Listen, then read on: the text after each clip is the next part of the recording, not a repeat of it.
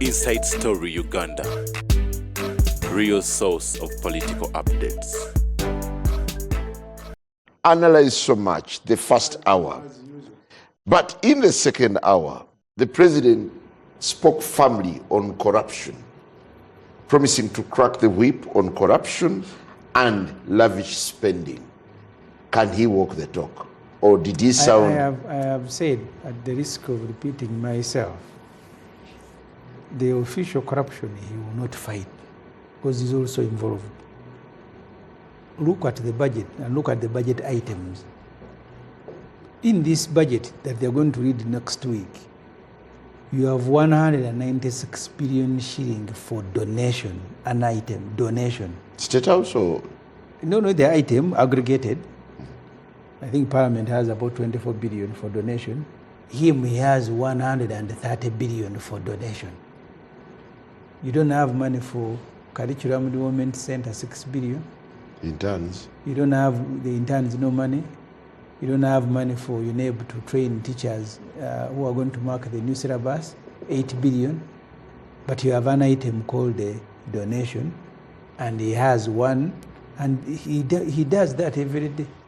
Even the MPs, the offenders who are about to access a huge payment. Why don't you say you who has access to the last 15 years? I am telling you because I have evidence that I have accessed it. So you're just about to access. So I'm speaking from experience. He starts by lining them up. Jaribu, you guys where you have come, there is free money. Jaribu is here for you. So they start in the starter. Yes, the starter. 100 for everybody. And he says now he's going to fight corruption at Parliament with everybody. So there are items. Yeah, but he's already demonstrated. He's already demonstrated this. The recent storm. I have told you the official corruption, you can't deal with it. You have money, I've told you, donation. He was speaking about people who take allowances and they don't go. You have 1 trillion shilling in the budget for inland travel. People who are going to check on their cows in the weekend, taking government vehicles with the fuel and everything. Why don't you do like Rwanda? Put those policemen and soldiers on the Mbarara Road, checking everybody and where they are taking government vehicles. In the past, people used to park government vehicles at 5. If you're going to do anything beyond 5, I remember when Dr. Kure Parker was chair, park. One time, there's a driver and his boss who had trouble because they had an accident after 5. Where were you taking government car? At 7. So the inland travel, you have 1 trillion. You have money for special meals and drinks, about 300 billion. You have workshops and seminars, 316 billion. The total of all that money is about 8 trillion. I was reading the NDP 4, National Development Plan, National Planning Authority is saying it will be very difficult to implement the NDP 4 because we are still spending about 70% on public administration. You have salaries and wages that they are going to take 10 trillion and 8 trillion helping people, 33 trillion paying debts. So what remains for you to run the country is little because you have officially shared money. The other day I looked at 2 programs when we were handling the budget.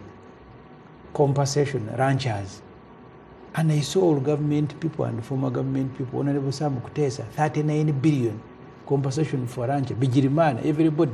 So all these programs, when they tell you there is money in agriculture, money for this, you actually think the money is there. They're just sharing it, these NRM people.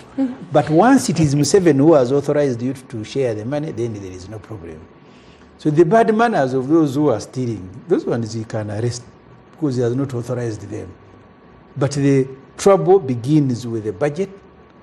And I saw people saying, reduce the budget of Parliament. Even if you reduce the budget of Parliament and you don't reduce, because the good thing with the finance, they are going to aggregate for you money you're going to spend on each and every item. Usually at the end, the last part of the budget. money for seminar. This time I even saw money for firewood and the charcoal, 17 billion. And I said, what are you going to be burning next financial year? 17 billion of charcoal. Won't you finish all the forests in Uganda? No. It depends on where the 17 billion is. Supposing, what I know, for example, government district hospitals, I'm sure they use the wood fuel. Many of the schools of government use wood fuel. The schools don't have their money in the national budget. No. I don't know, because you're the one who saw. I don't know the firewood you are referring, because they must be indicating which entities budgeted for what. 17 billion? Yes. Sounds ridiculous. Charcoal. Yes, but for the whole country. You see, I've told you budgets of those that they are going to be buying charcoal at a parish level for municipality. Which charcoal and we once firewood. budgeted for stones to buy stones to chase. Mindset change. You see, so you are cherry picking. So it's very difficult. No, I am illustrating the trouble in the budget. You pinpoint. I agree with you. Yes. Certainly, the way we budget, we need surgical. We need rearranging what we want to spend on, and then we need to close the gaps where there is evident abuse, especially by big people. I agree with you. I've been a government person. Issues of vehicles, you remember you had brought that proposal, but the beneficiaries, they stopped it. Yes. In your own parliament, you're talking about, if you have given a member of parliament. Not our now. Yes, no, ours now. Ours now. Your parliament. Yes, if you have given a member of parliament 300 million to buy a car, and you have appointed them a minister, or you have appointed them including ex-officials on a commission. Why would you give an ex-official a minister? Ex-official means a minister, somebody who's appointed a minister and is not elected MP. Why would you give them money for they want for members, elected members of parliament, and simultaneously you are giving them a government car? Because they don't have a constituency service. So these are gaps. Yes, those are gaps. I can appreciate elected member of parliament who is made a minister because they have a constituency to service. That one should get the parliamentary. But an ex-official who has no constituency, what should they get? And I hope my young brother both, because of both I said he wants to trim. This is what he promised us in Kororo. I hope he can succeed. He can do. Let me tell you. No. Let me tell you. You know, a new office. Let me tell you, in the either 10th parliament, I went to represent the leader of opposition, the Honorable Win, in a parliamentary commission meeting. And Museveni had summoned the commission in Entebbe to discuss parliamentary budget. I didn't go. They go there to demand 105 million per MP to buy a vehicle. The meeting lasted 5 minutes. When they arrived, Museveni said, this money of MPs, I don't want them in Saruni cars, give them 200. They went to ask for 105. They came back with 200. That's your Museveni. Yeah. Yours also, because it's your president. You both come from Chazanga side. But also the constitution is clear. The budget is his. Yes. Article 155. Atan, there are small achievements that government intervention is making. And the focus of the last 20 years or so has been on small people, the ones who are not earning at all. So I think we need to recognize those who are making modest accomplishments. True. And where this 1 million is useful. And I agree with you, we don't supervise them well, and that's why the president is saying, you MPs, go to your parish, go to ask the parish chief to show you, out of the 100 people have got 100 million. How many of them have made some progress? What else do we need to do for them to consolidate the progress and expand? So I think that's a legitimate concern. But like Honorable Mweru was saying, is the president trying to offload responsibility? No. He's saying this responsibility belongs to all of us. Many people have abdicated. Now, and what Atan is saying, yes, in some cases we have noticed areas where the president is being duped. And I mean, look at the several appointments, not just ministers and others. We have had cases where the president is given names of people who are not eligible. And because people probably know that the president is too busy, anything will pass. So the people who are working around the president, I have been among them, we need to do better, tight gatekeeping. So that why should the president, personally, when the president is going to places, they approach people already in the middle class. You are the one who has a goat, and they say, allow us put our kipande of nads. You are paid some little money. Yeah. So we have crooks in the system. Yeah. We have crooks in the system, in the government system, in the NRM system. And we need ourselves to flash bright torch, bright light on them, so that they don't take advantage of the president. Well, as we get out of here, we are now switching to Afro Mobile, looking beyond the obligation and unpack the key highlights, the hits, the misses, and the signals.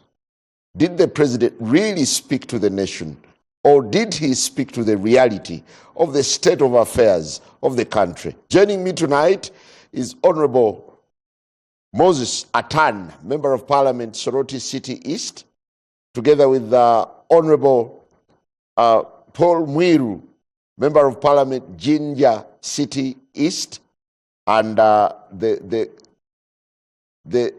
Chief Whip of the opposition in Parliament.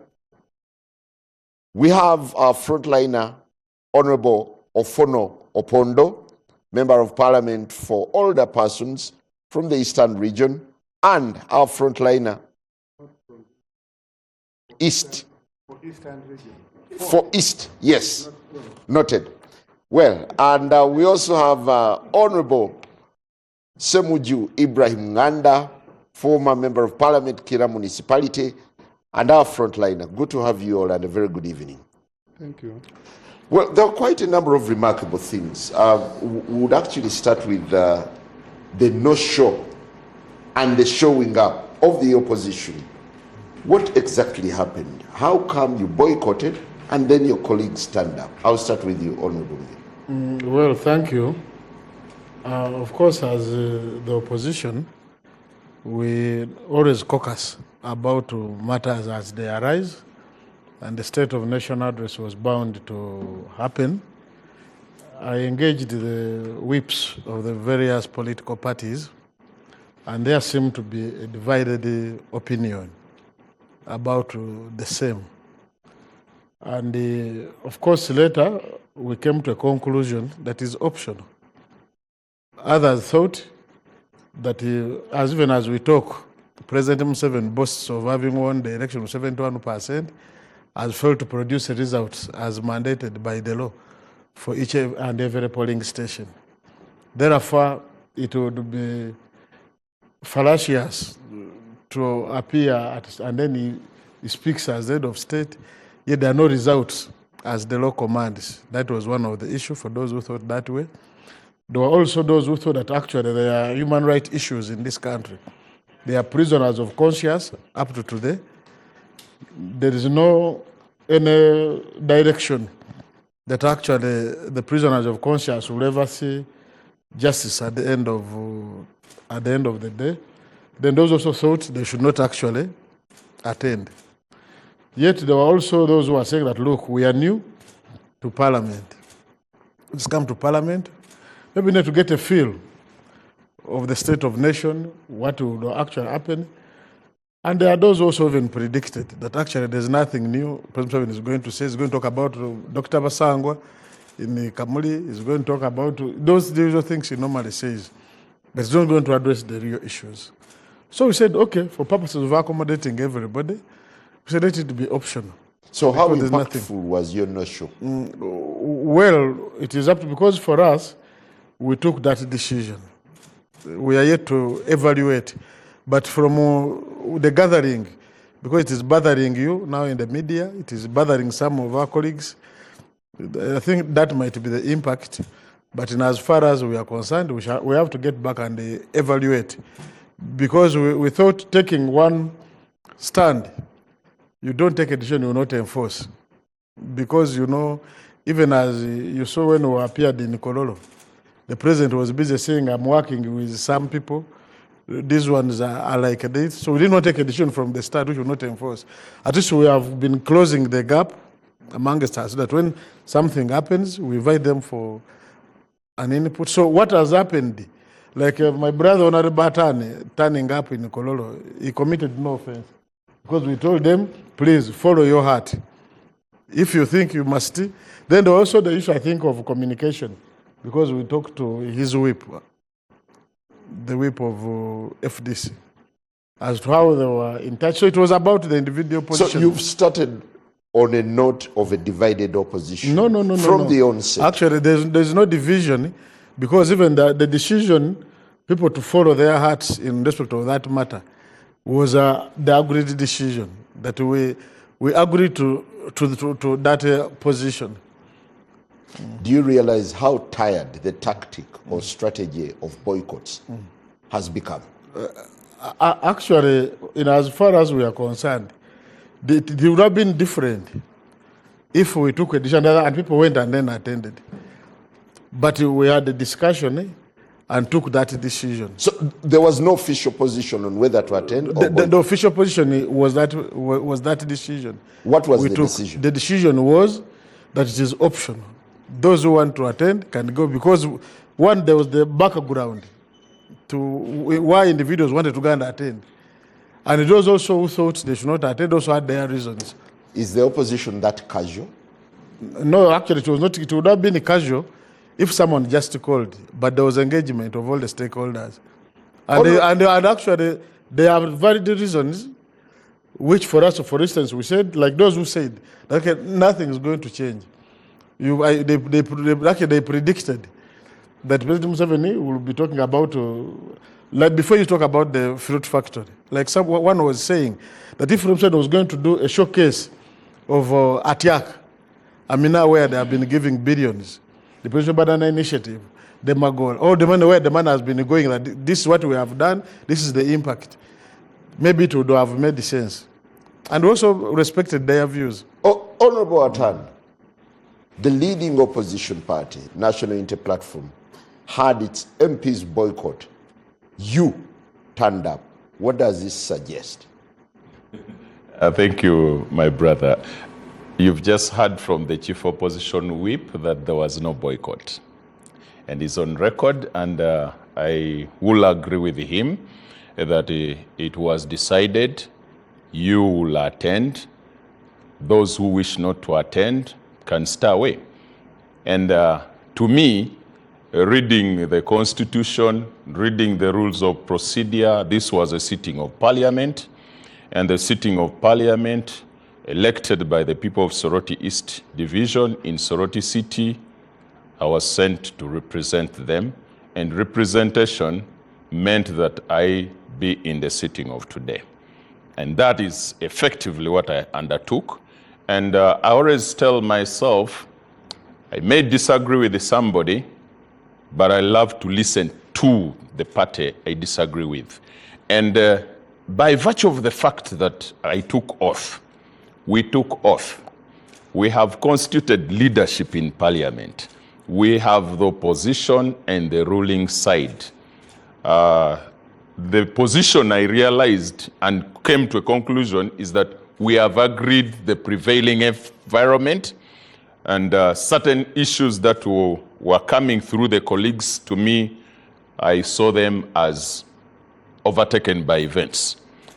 I was in an election which was nasty in 2022, but after my brother, Honorable Rico, took oath, and the processes of the petition, the Court of Appeal ruling, I had to move on. So in this aspect, I weighed the position of the people of Soroti East Division and the constitutional obligation that I undertook to defend, that Article 101, Subclause 1, grants the President to be present in the House and address us. And I felt that from that background, it was inevitable for me to listen. Yeah, but I see a sense of betrayal. The opposition chief whip has clearly stated the reasons. The issue of a contested election, the issue of missing persons, the question of human rights. Were you alive to these issues? Fundamentally alive to the issues, and these issues are not new. I've been in opposition from 2001. And from the era when Dr. Kizza Besigye contested, we had issues with elections. But that did not stop the legislators to undertake their duty after taking oath. And alive to the realities of the day, I know that we have had historical events. For instance, stopping slave trade in Britain. The whole of the British Empire depended on slave trade. But 2 members of parliament stood up and said this is wrong. But then they did not run away from parliament, and they took the front to even move to the constituencies of the colleagues and mobilize signatures. What I get from you is that it is very unlikely that you will ever step out of parliament. I don't say never in most circumstances. I always believe that if we are going to undertake a clear direction or course of action, it must be clearly aligned with the understanding of all of us. You heard from my opposition chief whip that there was no clear position. And what I know that in the discussion, members were saying, why are we having go, not go? And let me ask the question. Did we have a sitting of parliament? Are we mandated to attend parliament? Do taxpayers pay us to attend parliament?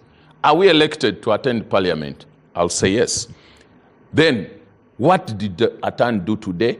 And not only Atan, the opposition from the FDC, I was present. The woman MP of Amuru, Akelo Lusi, was present. Muzaidi from Arua was present. Honorable Fungaro Caps from Bongi was present. What we realize and recognize is that we are honoring a sitting of parliament. The only challenge we have is the colleagues leading the opposition saying the presence of the president. But again, we were in parliament in the first sitting in Kololo, and the colleagues leading the opposition were in attendance. And my chief whip then was a candidate offered to contest. And before us, President Museveni was in attendance. So is it intellectual dishonesty? No, that beat my understanding. And that's why I arrived at a conclusion. If President Museveni, being present in parliament by the law and by the rules of procedure, and we attended the first sitting when he was present, and today we are saying no or go, I opted to go. Thank you. What's your take on the boycott by a section of the opposition? Well, first of all, let me just say, all these 3 colleagues of mine, you know, they once belonged to one party, to FDC. Our viewers need to know that. They still belong there. Yeah, I said once. Now on the show, it's not Latan, only Batan who's in FDC on this show. Muro has since moved twice or 3 times. He FDC went to Ant and now Noob. And went to Noob. That reflects the content in him. That's a personal choice, isn't it? Yeah. That's the content I'm talking about, his choice. Honorable Semojo has moved once. He's now in the PFF, where he's the spokesperson and so on. They have 2 members of parliament. That shows you that a number of people in the opposition are up to no good. And their own members, supporters in the country, in my view, are removing or downgrading the trust in the opposition, particularly where Honorable Muro now sits. You heard his opening remarks. We had election where there are no results. they have not published. Is the Honorable Muri saying he's in Parliament without being gazetted? Is he? Is that what is the meaning, that he's in Parliament without being gazetted? To the best of my knowledge, you can't be sworn in if you're not gazetted. And therefore, you cannot be gazetted if there are no results. So Honorable Muri is being dishonest, not just intellectually, but by body. And I'm glad with what Honorable Tan said. President Museveni convened for the sitting that elected the speaker. Honorable Muri was a candidate, was the official candidate of his party. Nope. Why didn't he stay away? If the problem is Museveni being in the House, as Atani said, by the Constitution, by the rules of procedure of the House, it would be a different thing, especially if you say you respect the rule of law. If the president was in Parliament without those two instruments, the Constitution and the rules of procedure, I would support his boycott. But I think they are in some theater. Clearly, NOP was reduced from 57 members of Parliament to the current 46. I think even if they were there, their numerical consequence, perhaps they have judged, and maybe they have no issues to raise. But Parliament is actually the place to raise those issues. So, I think... So you want to suggest that what he suggests, what he fronts as key issues, human rights, disputed election, that they don't hold water? They hold water to the extent that some of the issues are factual.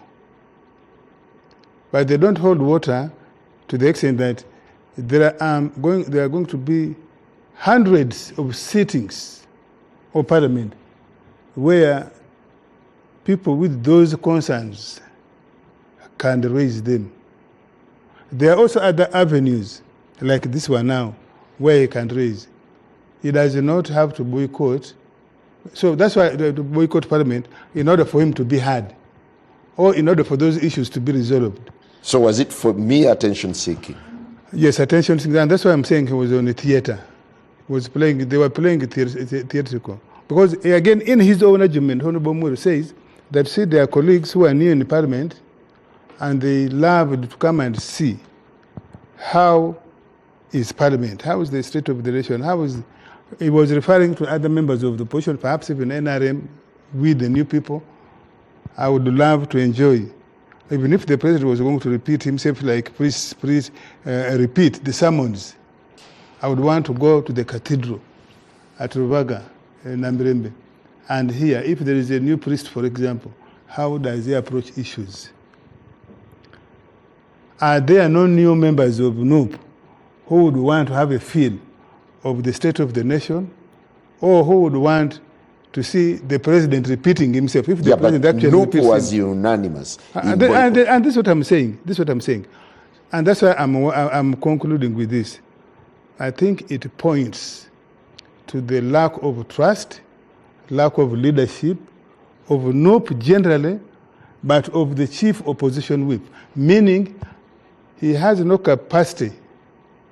He didn't have the persuasion to convince the broader opposition that the direction NUP is taking in leading them the first few sittings, actually the second sitting of Parliament, that they can offer leadership with good direction. It is actually a vote of no confidence.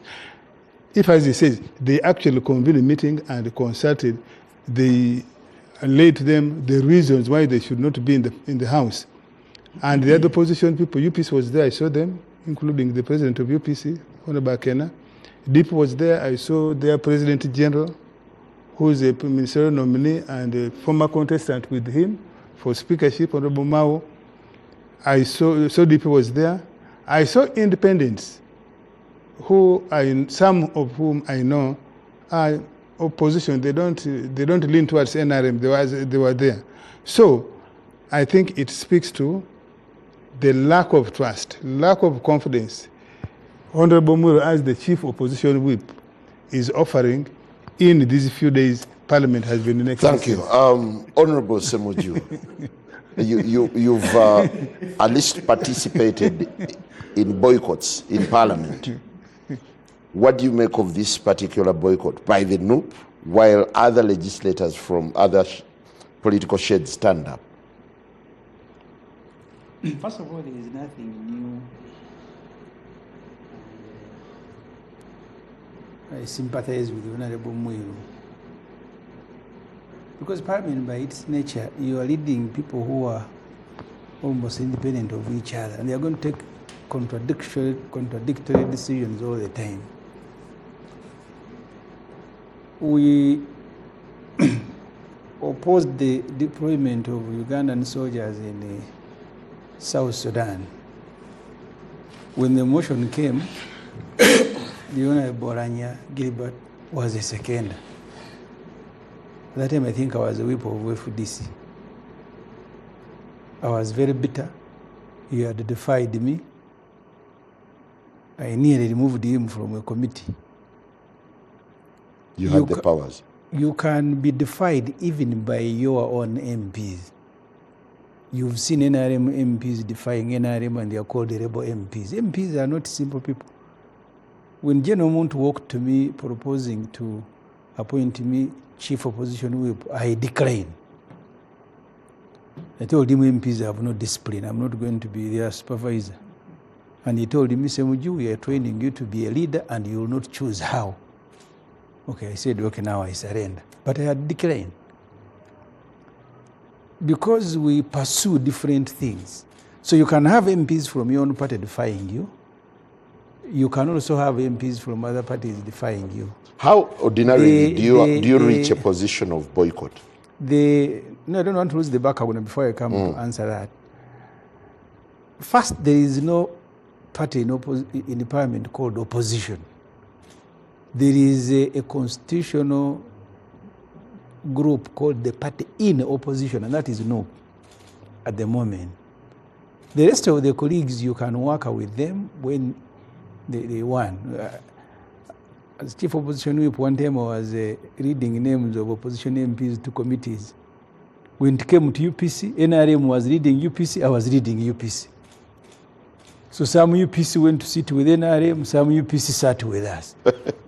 And now someone is a minister, come to, I need an office. So when I inquired the Honorable Lady Olanya said that matter can be only be resolved by court. So you will have that in Parliament, but also it is possible that on some matters you will agree, and on some matters you may disagree. It's also normal that you may have colleagues attending Parliament when there is a boycott. Yeah, but here they are disagreeing from the onset. Even in boycotts that we have sat down and agreed, in the past you have had some colleagues attending. So for me it is normal. It is normal. And the Honorable Miru has told you the agreement was that everybody exercises his own right. Do you find that normal? I thought there is always cohesion. You arrive at a position. If you are running a military. But in politics, people will defy you. I mean, you had a rebel MPs at one time. The speaker even created a sitting space for them in the middle. They were NRM. And it happens everywhere.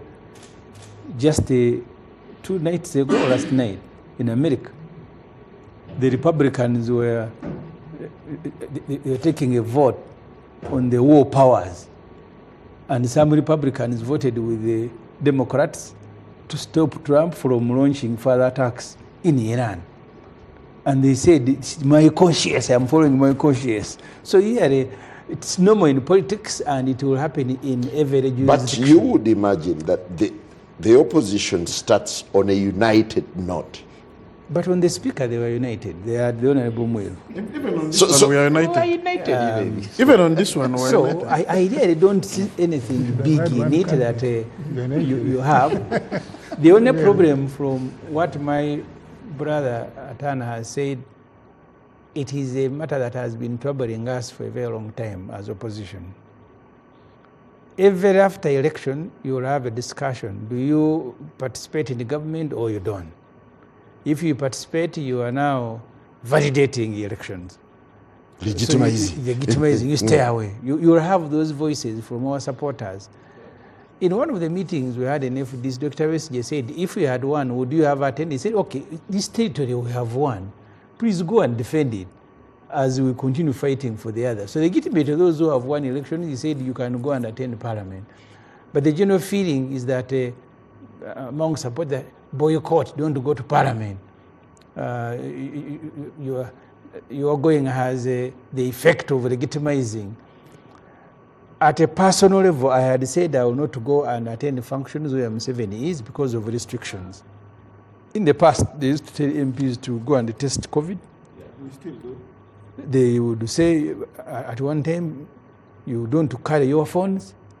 I don't know if that has changed. In Parliament, the three times, twice now I've been there, we have had our phones.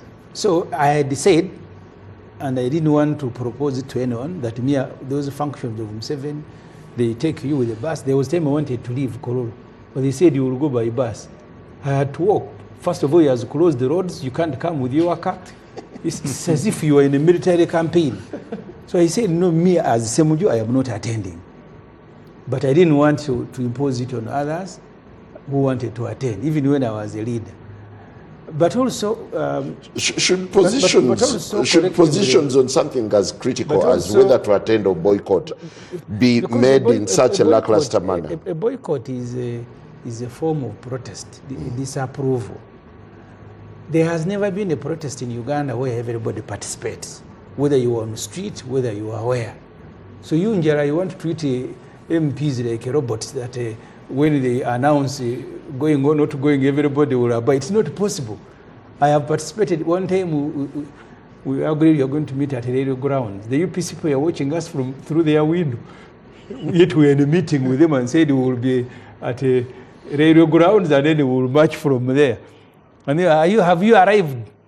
I was there with the rest. Yeah, but during your times, the boycotts were massive. You'd see big numbers staying away. But he has told you the agreement was those who want to go can go, those who want to stay away can stay away.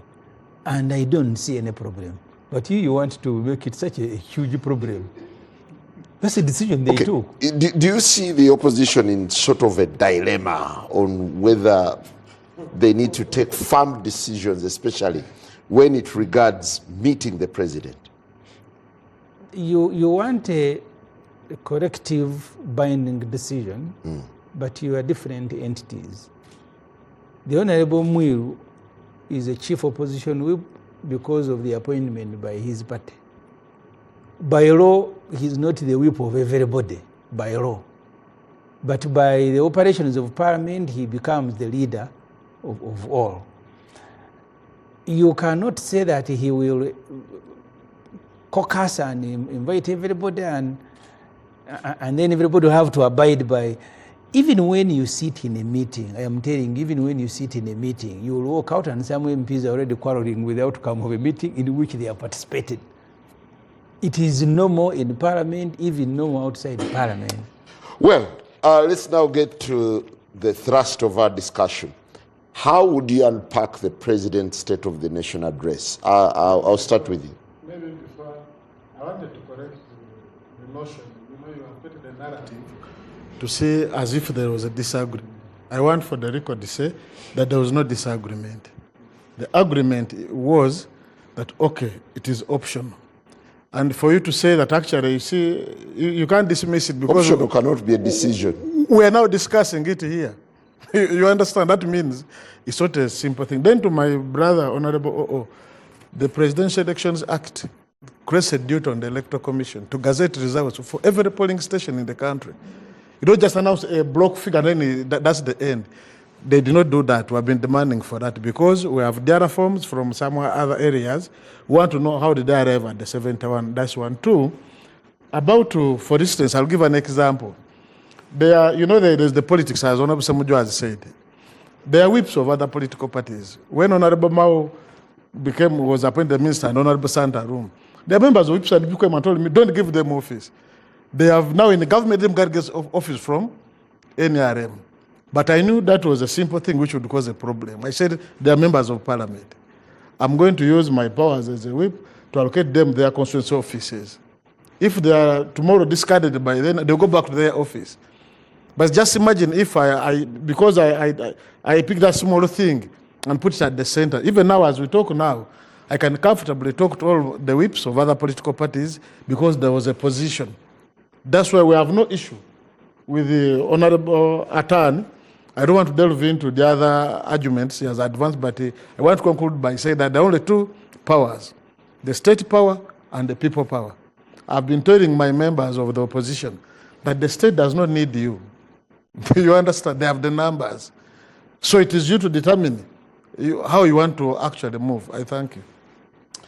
So let's unpack the president's the president's speech, which you never attended. But I was following very keenly for reasons that we have to make a response to it. I don't attend, but even other areas like I don't know the Honorable Ofonopondo was even fearing Ebola. But for purposes of I listened to the president, and to me, I saw two things in his speech. The first one was trying to create a narrative that had created an enabling environment for everybody. That was the starting point. The second issue I saw, the president was trying to localize his vision, to move from him, because all along it has been about him, that this country was about President Museveni. That even when Honorable Ofonopondo does something, we will have to thank the president for having done something. The president made some admissions when he said, no more sleep, means they have been sleeping on the job. No more corruption. I'm going to unpack the corruption. I'm 82 years old. Of course, he was seeing the remaining gap that actually all leaders now must have a role to play. When I talk about localizing his vision, because before everything has been about him, because I'd killed all the institutions, that now the corruption they talk about, they have been inflating the budget. And say we are passing a budget of 75 trillion. They are looking for one thing, spending 3% without parliamentary approval. But with a budget of 75 trillion or 80 trillion performed, the answer is no. And by the time they return, they will tell you we ran a cash budget. We did not realize 10 trillion when they've already got the 3%. So when he talks about the corruption, it starts with budget corruption. If you unpack classified, that's why they say for them they are not thieves, because for them they are stealing from that classified aspect. Okay, you've listened to the president over the years. This is his 40th State of the Nation address. Yes. 41st actually. Constitution. The State of the Nation address began after the 1995 Constitution, so it can't be. But however, he has been giving annual addresses to Parliament. Yes. Is there a departure from the old now to the new Museveni? The departure is in respect of now trying to localize his vision. That's no longer now about him. It's even Ofonopondo is involved. Because all along it has been him, and him. Now he's saying, look, I want Ofonopondo to go to his constituency. I want Atan to go to his constituency. I want Mo to go to his constituency. But what we need now to discuss as MPs, does Ofonopondo has a budget to do that?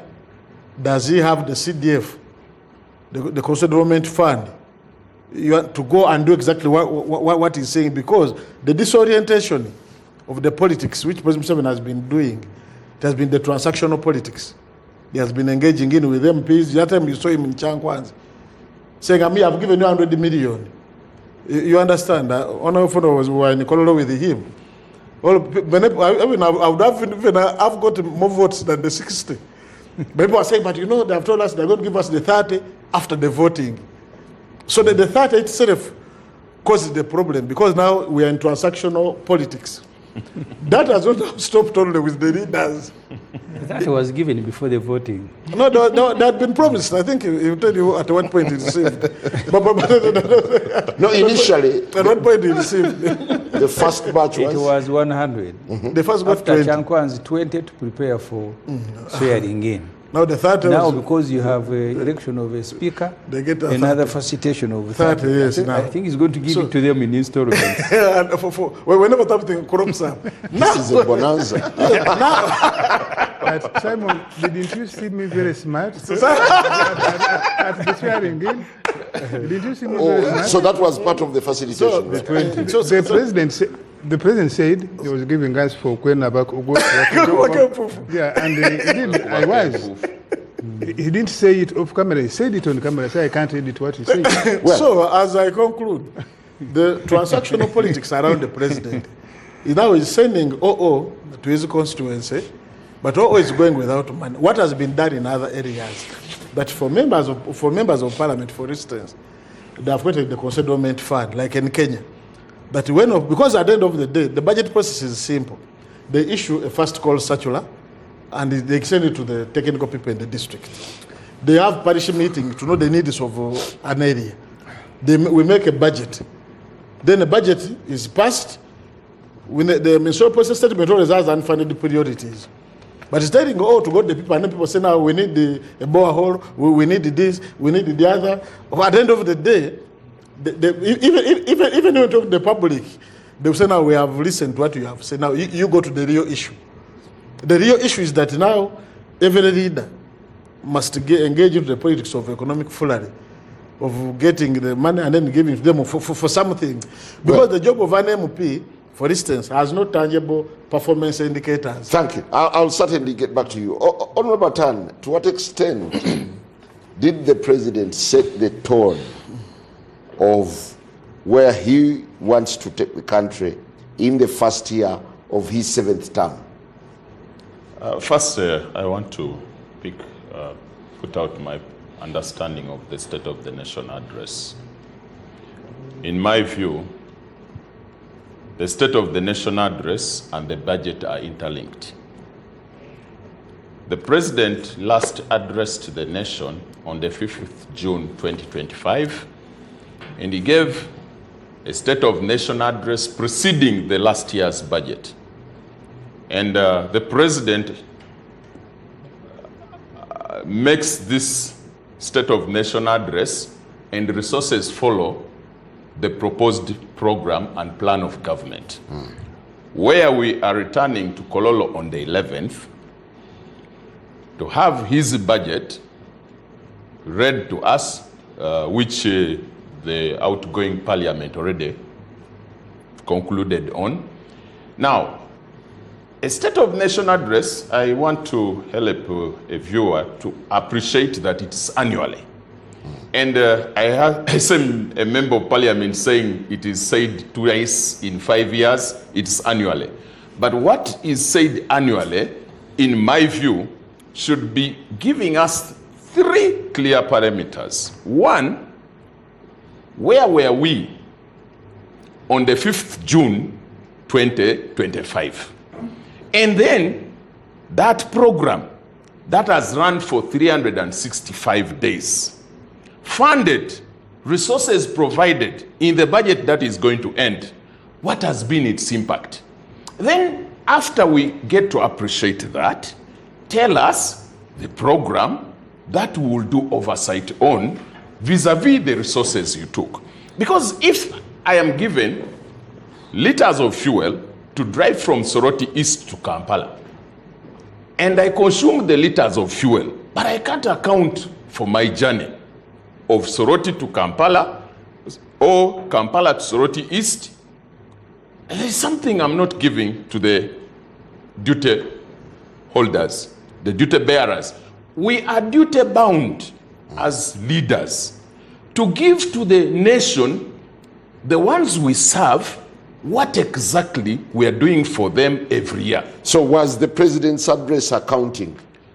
One, I listened to the president and I am glad that I attended.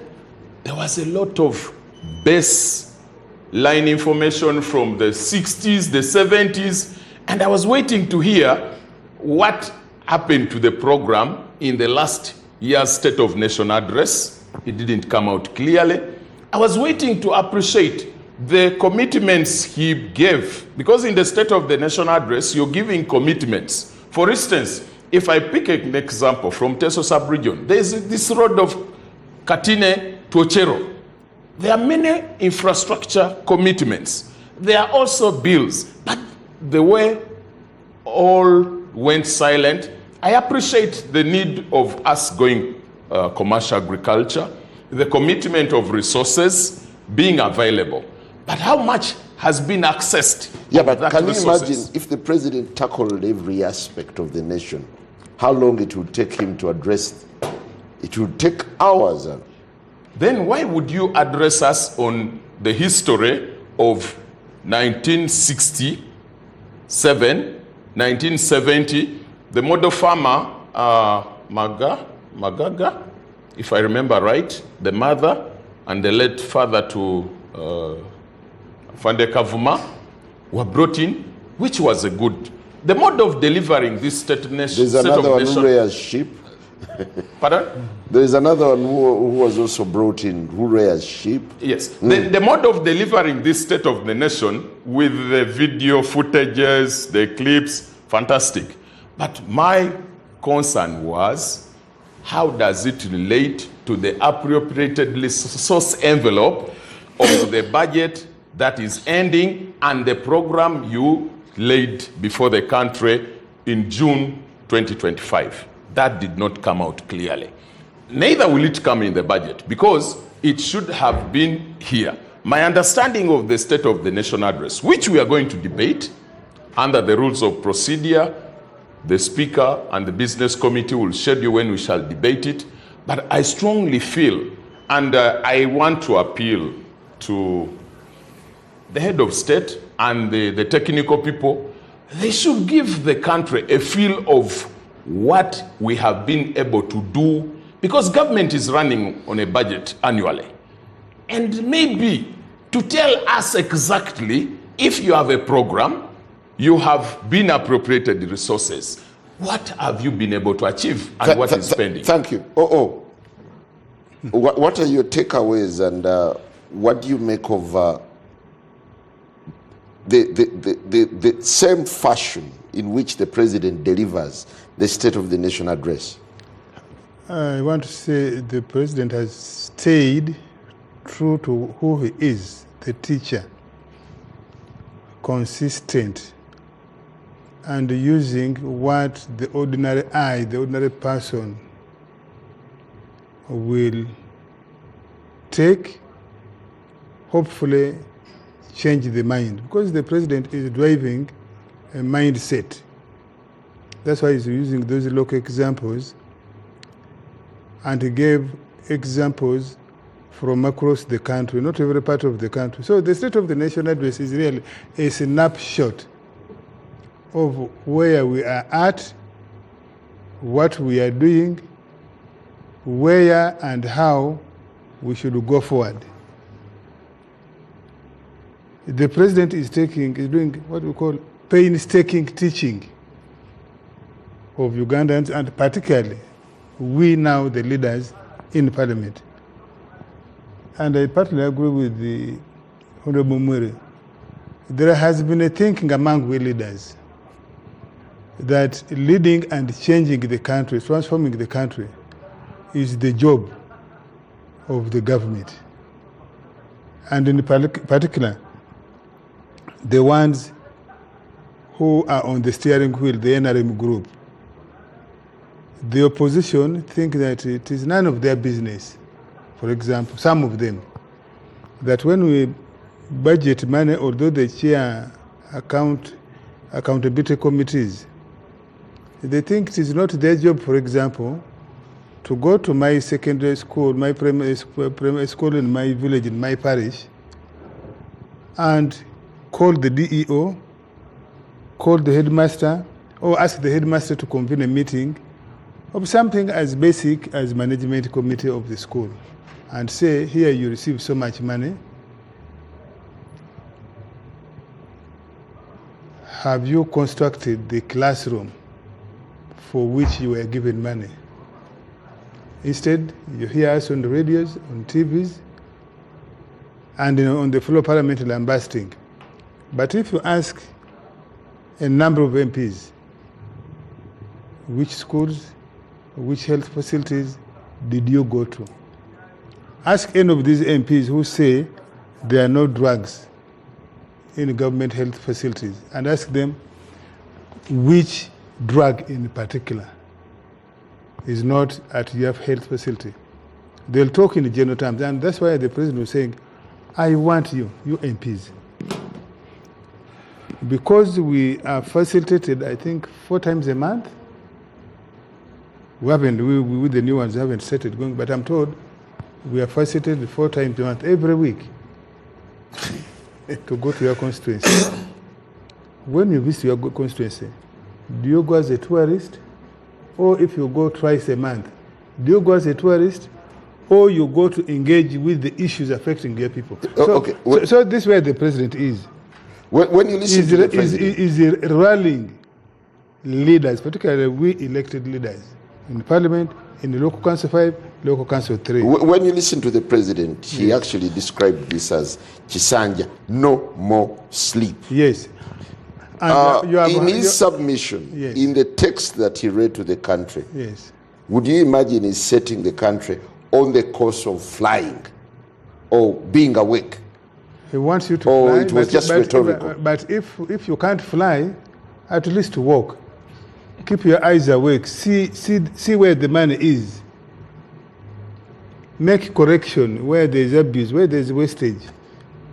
So if you say the state of the nation, the president told you, he gave you a continuum of the last 40 years. There are instances where he made reference to 1995. There are instances in that cattle corridor where he makes the reference to 1990 to 99. And you heard him talk about, for example, milk production, coffee production, beef production. He goes into manufacturing. Yeah, but I thought essentially a State of the Nation address is to give accountability of what has happened over the year. If you are simple-minded, you would do it year by year. But the president wants to weave. When he's talking, he's weaving through so that you don't lose where the thread has been needled, where the thread is needling. And there are many of us who think that the president should speak as if somebody who's leading a very developed system or society. The president is leading Uganda as is, so that you don't miss. So how do you track what he promised last year with what he promises this time? Like you and me, we read. Before today, did you refresh your mind with the last State of the Nation address? We are now going to read the next budget in a week's time. Are you refreshing your mind? What are those things that were promised, budgeted for in the last budget? And do those things in the budget speak to the National Development Plan 4 and 3? Do they speak to each other? And that's how you can understand and appreciate how the president presents issues to the country. In my view, his approach is a good approach. And where is the evidence? Over the last 40 years, Uganda has moved. In some places, of course, some places where there has been disappointment. The pace has been too slow. In some places, we have actually galloped. In some places, we have galloped. Yeah, but how would we account, and the president mentioned this, how would we account for the life expectancy moving from 43 years to 68 years?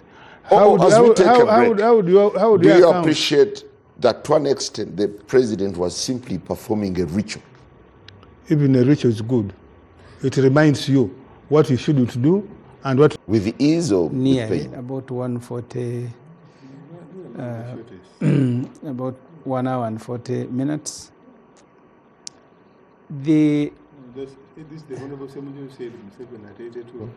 Can't speak for long, can't travel, can't campaign. The president looked tired. There was no energy in his delivery. And we are near approaching the Mangina. If you think I am weak, ask him Mangina. Remember Kenyatta in Kenya? People doubted that he still had energy, and he said, go and ask him Mangina. Mamangina. I have covered Museveni as a journalist. I have listened to him as an MP. The one speaking in Kolo today looked a photocopy. He's tired. He's tired. Even before you go to, and that should worry everybody. Because so body language is also something to not even note. The body language, the body itself, not the language of the body, but the body. He is telling people to wake up, but he needs a rest. That's what I saw. But after these so many years, Museveni needs a rest. I don't know who will help Museveni against Museveni. He really lacked energy. You saw someone who was struggling, and the one struggling was telling people no sleep. He actually needs to rest. He needs sleep. Because I kept telling people in the area where I've been an MP, the developed countries may run even without a president. And I used to give an example of an aircraft. So when the aircraft is taking off, it's a very serious period. Everybody, the passengers, the pilots, that a time everybody is alert because you are taking off. But when you stabilize in the air, all of you have flown. You've seen even pilots coming to say hello to passengers. So we are at a period where you cannot afford to have a tired president steering a country.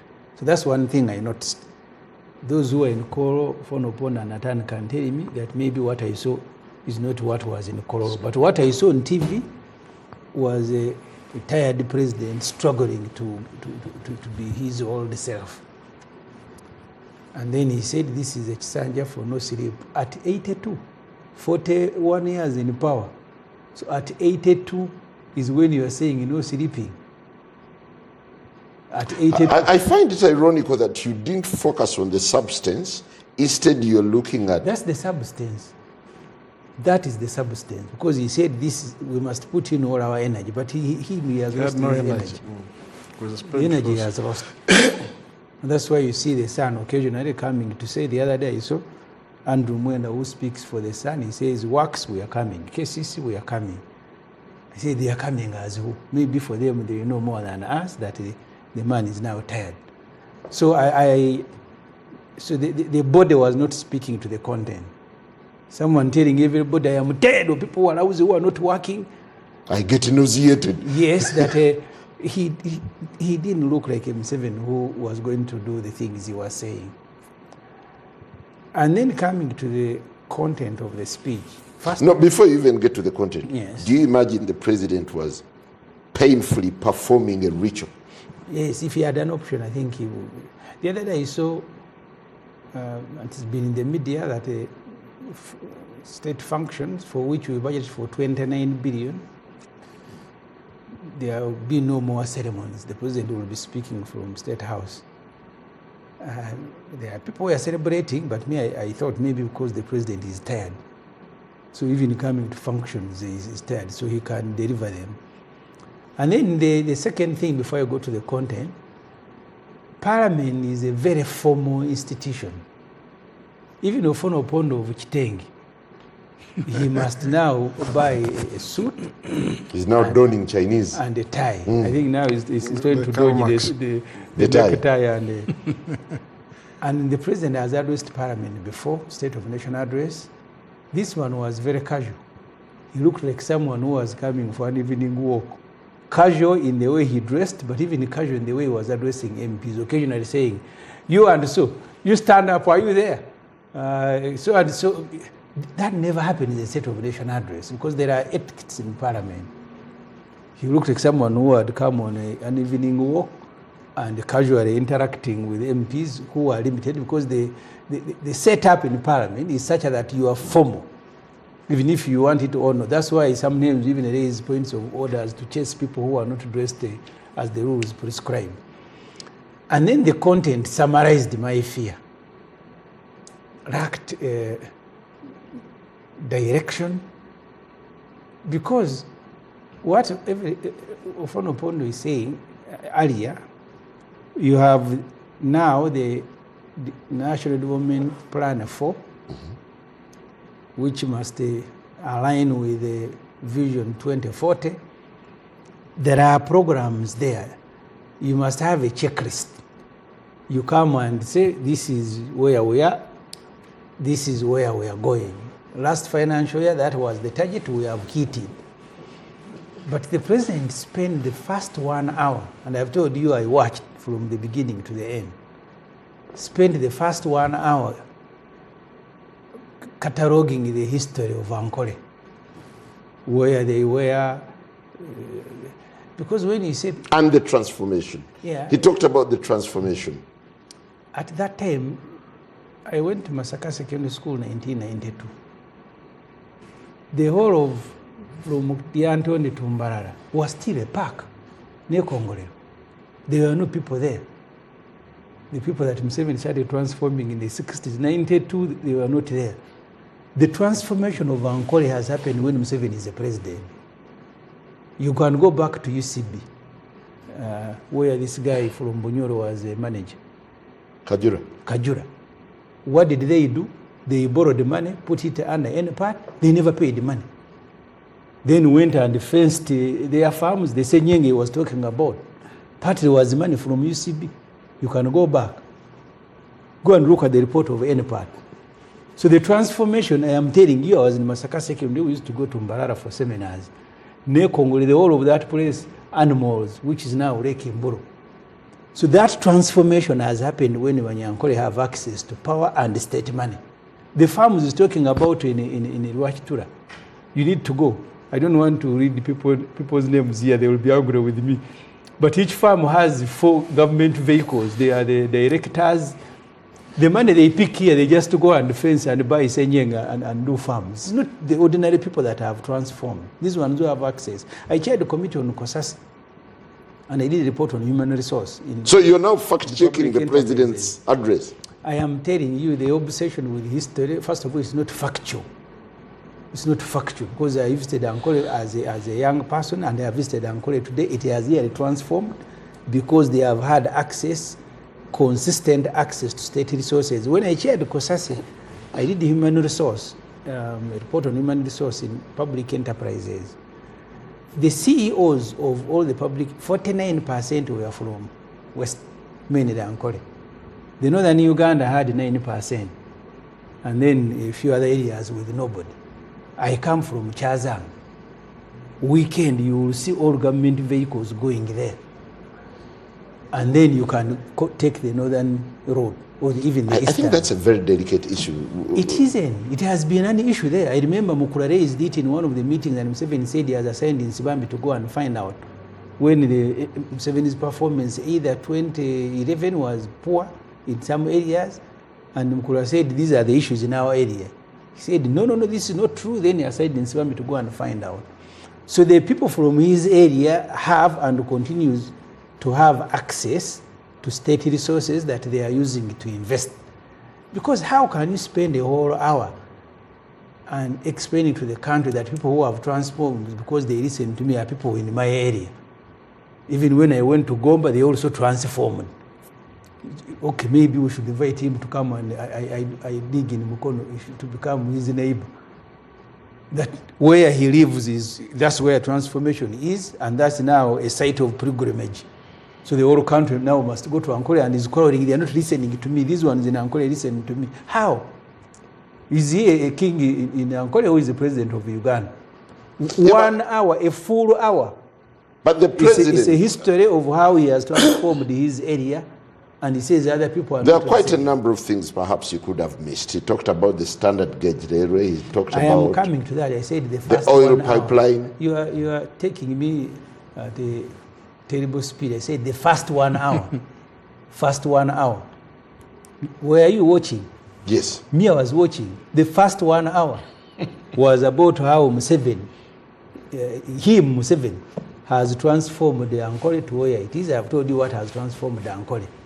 The moment you take away state power, those farms, they are going to close them. I am telling you. This free money they pick and go and throw in their farms and buy cows. There is one who was a military general. 2 of them, one time we did a story in Monte. By late David Chibirige did a story, one of those generals. Say they used the Nyankole word, the Nyankole were complaining. Basajja agurenti no kuramuja takuramuja. One of those generals went in the market, and the way he was buying cows, he wasn't even negotiating with trucks and the roads. There is another one recently who went and started a farm of more than 3 billion shilling. And when Museveni asked him, he said he had gotten his money from Chinese, not UPDF money. So those are the prosperous Banyankole people that the president is spending 1 hour to explain how he has transformed them. And not a team in Ankole, but him personally. And then he brings an old woman. Said Museveni when he went to Chishaka, when he went State of Nation address, he's not addressing Ankole Parliamentary Caucus. That speech, the first 1 hour was for Ankole Parliamentary Caucus. Then when he came to the other things, they were neither here nor there. Spoke about agriculture. If you go to, in all the government reports, people who have access to improved seeds are 4%. Irrigation is still at 1%. You still have 65% of the population in agriculture. 39% household, that's about 14 million people. Museveni says they are not in money economy. Every year you give them 1 trillion and you pass a budget of 84. And then you're going to spend the State of Nation address speaking about how you have made the capital available, rural credit, how it is, where? I told you the last time we were talking about these things. In the report of the Auditor General, after 2 years, people who got money under PDM are supposed to repay after two years. The first 2 trillion is supposed to be brought back and begins to revolve. They have paid less than $1 billion out of 1,000 billion. Out of a trillion? Out of $1 trillion, they have paid only 1 billion. So there is no revolving fund in the parishes. Either you have to continue taking money there. When we are dealing with budget, the budget committee, the concern of all the MPs, those ones who bother, because the majority are just the NRM MPs. But those who bother to understand and read. Don't bother. They don't understand. The standards NRM are different. I was in Mwiru's campaign. He said for him, as long as you wake up and vote NRM, those are standards. So really, if your duty is just to vote and you're a voting machine, you need to understand. Those are standards, he said. We were there, we met. For us, we are telling people of Busoga, bring him Mwiru, he's a lawyer, he's experienced, he will be our voice in parliament. He said, for me, bring me one, even if he sleeps, as long as he wakes up to vote. So I refer to NRM in that context of one upon. But what was bothering MPs was that when you make money available in the parishes and in the villages, there must be a corresponding growth in tax correction, because you now have money available, so domestic taxes that you collect from consumption must go up. They were going down, instead it is international taxes that we are going high.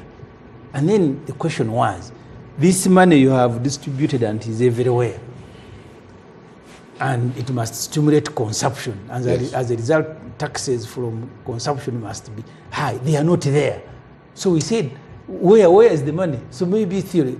The people are happy that you can line them. This money is not different from the money that is distributed during campaigns. People will eat it, and that's where it will end. It will not boost production. Well, I'll certainly be coming back to you I had just finished the first 1 hour. Yeah, but do you realize that you've also spoken like I am him? sympathize with the OO and Atan who went to Kororo. Well, I'll certainly come back to you to analyze the second hour. Yes. Is the haggardness of the president a big issue for the country to focus on, like Semuji is raising it here? Let me first respond to what Honorable Semuji says. The president is referring to Ankole only insofar as he was directly engaged from the early years and step by step. Since that year, he's mentioning 1967. What is now visible on the ground? I'm saying if leaders in other parts of the country were to do something similar, and the president has been on record taking people to see not just Ankole, but other parts of the country where there is a bit of positive difference. Yeah, but Semuji debunks it as a lie. Is it a lie? For example, I have traveled more than Honorable Semuji, and I have traveled also in the country here more than Honorable Semuji. I know for a fact that in that area of Acholi, for example, the area of Lango, if you flew on a helicopter, by helicopter, in 1990, in the whole of Acholi, probably you would see the late Otema Limadi's house. You would see the late, the man who was a permanent Secretary Minister of Education for a while. You would count either Mategura or Mabat houses in the whole of Acholi, if you flew there those days. Or if you just drove by the roadside, all the way from Kambdini to Gulu, which is by about 76 kilometers, you would hardly count more than 10 houses. No. So, go to Uganda today. Is there a part of Uganda, including hitherto feared Karamoja, is there a part of Uganda today where you say it is, you would be scared to invest in? You would say it is far, you can't live there. Why? Because of the incremental steps the administration of Yoweri Museveni has been able to create the ingredients for transformation. I can give you my own area of Tororo, or in particular, West Budama. I grew up there. My father was one of the longest serving Saza chiefs. You'd hardly count Mabat houses there. There were Mabat houses with mud. Today, go there, you'll find homesteads that are better, perhaps, than some of those in Nigeria. You'll find water, you'll find electricity, either the hydro or new technology of solar. Yes. I want to take you to my question. Semuji, you spent quite a lot of time dwelling on the stage of the president. Of course, the president is 82. This is what he says himself, including today. You don't expect an 82-year-old man who has been working non-stop for the last 55 years by his admission, by the writings that are available. You don't expect him. Did you expect an 82-year-old man to walk, to read, which means to present like a 28-year-old? Obviously, no. There's a toll on the physical energy of the president. Is he useless? Absolutely not. In fact, he's exceptional. To have an 82-year-old man who can still stand and read and talk off the cuff. Can an 82-year-old awaken a sleeping nation? Yes, it can. Maybe not physically, but if he's the one assembling the team, now it depends on the team he has assembled, because the president doesn't work alone.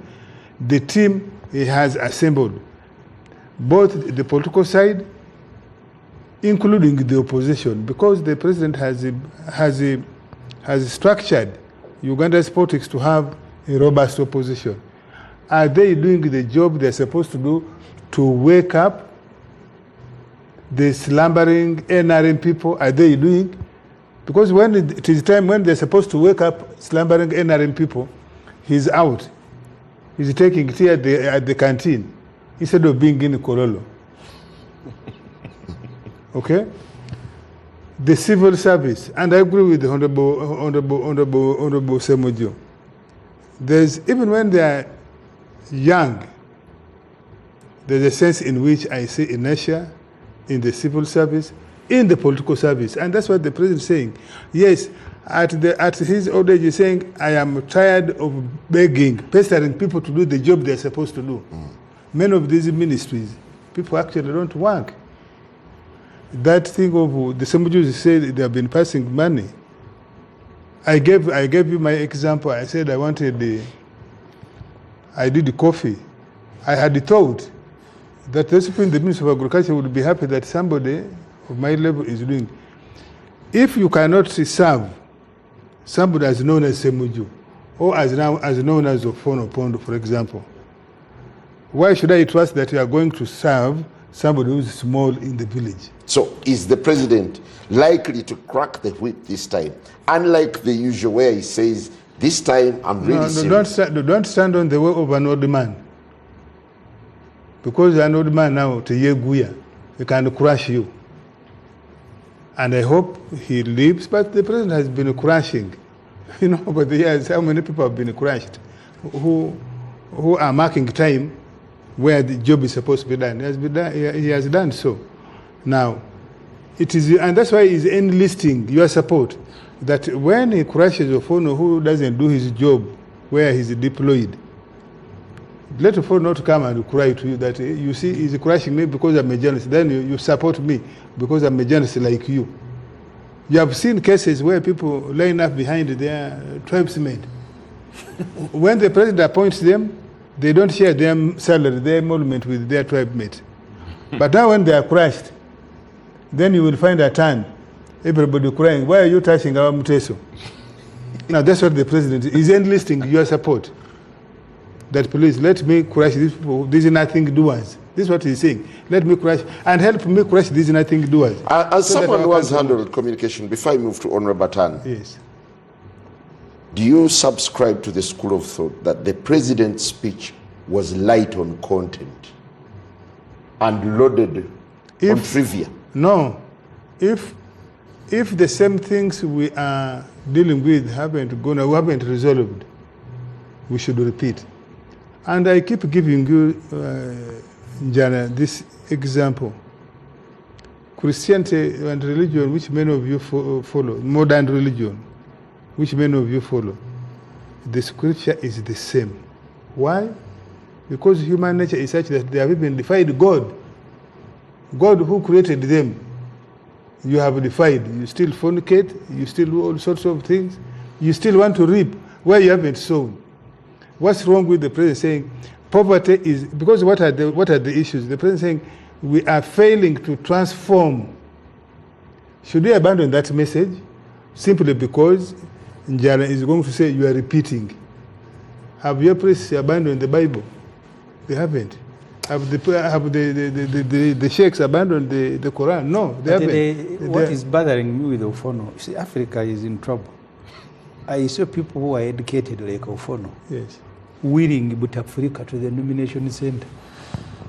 The choice, speaking the same way. No. The choice of whether the choice, beer. Yeah. The choice of whether people, younger people. The choice of whether we want Museveni or want him to retire. First of all, rests with him, the person, the individual.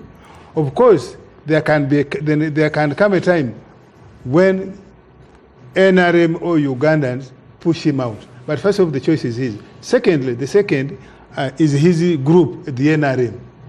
Have they judged that he is incapable in our estimation? Do they have an option? They have an option. Would he kill them? If they said we don't want him, would he kill them? Would he kill all of them? Okay. No, he wouldn't. So you have, first of all, with the NRM, and Ugandans have made that choice. So we cannot blame the president. We have made that choice. Honorable Atan, when you listen to the president's speech, of course, Honorable Semoju picked out the nitty-gritty about how the president looked, how casual he was dressed. But does he give a projection of a country that is now waking up into serious business? Well, I'm a positivist and I want to give a benefit of doubt, but with reservations. Why? Because if I give a builder material to build a house from the foundation to the ring beam, and then I come to expect the builder to account, and the builder has not reached the ring beam, I have reason to be disturbed and worried.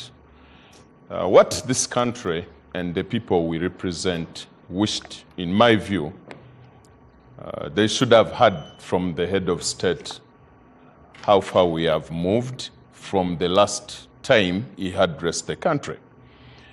After that State of the Nation address, I went to Mulago, casualty ward, and I was trying to get to a relative who was involved in a motorcycle accident. Then I walked through Cancer Institute, and I imagined those patients and the conditions in Mulago, casualty ward, then Cancer Institute, as they listened to the head of the state address on the State of the Nation. And then my mind reflects on a farmer in Teso, Karamoja, which two sub-regions constitute about 60% of the cattle corridor of this country, where there is no effort like it was being testified on the other part of the southwest of the Nile. And then I imagine the NRM supporter who is in Teso, Karamoja, where they don't see these testimonies from the head of the state vis-a-vis their sub-region. Teso sub-region, Karamoja, 60% of the cattle corridor, nothing like a breeding center. And today we had a proposal, a program laid out to have irrigation schemes. But in the 80s, in the 90s, Teso had irrigation schemes. The potential that covers this country, and we have to take juice from as far as Egypt. They are depending on the Nile. We are underutilizing the Nile. We are underutilizing the water. And today we hear the proposal of irrigation schemes in Ngora, in Serere, in Bukedea. And the question I'm asking myself, when did we realize we need this? And I'm hoping that the next State of Nation address, after a year, the president will account and say, yes, we said we were going to do the irrigation scheme in Ngora. This is how far we have gone. In Serere, this is how far we have gone. In Bukedea, this is how far we have gone. We have also transformed the cattle economy in Teso sub-region and Karamoja.